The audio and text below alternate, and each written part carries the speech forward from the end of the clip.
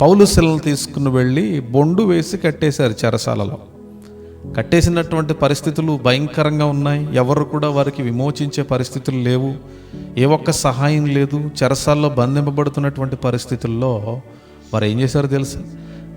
ప్రతిగానములు చేస్తూ దేవుణ్ణి ఆరాధించగలిగారంట. అసలు ఆ సమయంలో పాటలు వస్తాయండి ఎవరికన్నా? మనకున్న భయంకరమైన పరిస్థితుల్లో అసలు మరణ పడక మీద ఉన్నటువంటి వ్యక్తి ఆరాధించగలడా? దుఃఖకరమైనటువంటి పరిస్థితుల్లో దేవుని యందు సంతోషించగలమా? భయంకరమైనటువంటి పరిస్థితులు, భయంకరమైనటువంటి వ్యతిరేకతలు, భయంకరమైనటువంటి పరిస్థితుల్లో బంధింపబడినటువంటి అనుభవంలో పౌలు శిలలు దేవుని స్తుతించారంట. ఒక వ్యక్తి ప్రార్థనాపరుడైనప్పుడు ఆ వ్యక్తి ఖచ్చితంగా సంతోషంగా దేవుణ్ణి ఆరాధించగలుగుతాడు. నీ సంతోషానికి ఈ లోకానికి అసలు సంబంధం ఏమీ లేదు. కొంతమంది అంటారు, అప్పులు తీరిపోతే నేను చాలా హ్యాపీ అండి, నాకు స్వస్థ వస్తే నేను చాలా హ్యాపీ అండి. ఇవన్నీ మాటలు చాలా స్మార్ట్గా ఉంటాయి కానీ వాటిని ప్రస్తావించడం చాలా సులువుగా ఉంటాయి కానీ బాగా వినాలి. అసలు నీకున్నటువంటి కష్టాలకి నీ సంతోషానికి అసలు సంబంధమే లేదు. కొంతమంది ఆత్మీయతకనే ఈ లోకానికి కలిపి పెట్టి మాట్లాడుతూ ఉంటారు. చాలా తప్పు ప్రియులరా, కలిపి మాట్లాడకూడదు. దేవుడు ఎప్పుడు కూడా మనలను ఆత్మీయంగా ఎదగడానికి చూస్తాడు. మనల్ని ఆత్మీయంగా అభివృద్ధిపరచడానికి ప్రణాళికలు కలిగినటువంటి దేవుడు ఆయన. ఇక్కడ ఏమంటుంది బైబిల్లో?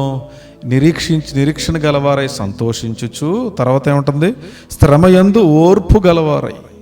ఇక్కడ 3 మాటలు ప్రస్తావించాడు: నిరీక్షణ, సంతోషము, ఓర్పు.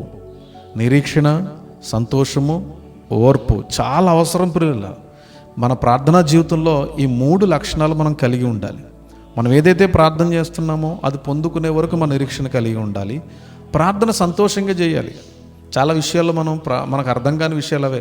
మన రోదన, వేదన, దుఃఖంతో నాకేనా ప్రభువా ఈ కష్టం, నాకేనా ప్రభువా ఈ రోగం, నాకేనా ప్రభువా ఈ వ్యతిరేకత, నాకేనా ఈ నిందలు, ఇంత ప్రార్థన చేసుకుంటున్నాను నేను, ఇంతగా నీ సన్నిధిలో ఉంటున్నాను నేను, ప్రభా నా దశమ భాగాలు ఇస్తున్నాను నీకు, సేవకులకు సహాయంగా ఉంటాను, టీవీ స్పాన్సర్లు చేస్తున్నాను నేను, ఆదివారం సంఘం మాన్ను, నాకేనా, ఎందుకు ప్రభువా నాకు ఈ కష్టాలని చెప్పి దేవుని దగ్గర భారంగా మాట్లాడుతూ ఉంటారు. అలాగొద్దు. అటువంటి ప్రార్థన మనం చేయకూడదు. మన ప్రార్థన నిరీక్షణ సంబంధమైనది. మన ప్రార్థన ఆనందదాయకమైనది. మన ప్రార్థన ఓర్పుతో కూడినటువంటి ప్రార్థన అయి ఉండాలి. పట్టుదలతో కూడినటువంటి ప్రార్థన అయి ఉండాలని పరిశుద్ధాత్మ దేవుడు మాట్లాడుతున్నాడు.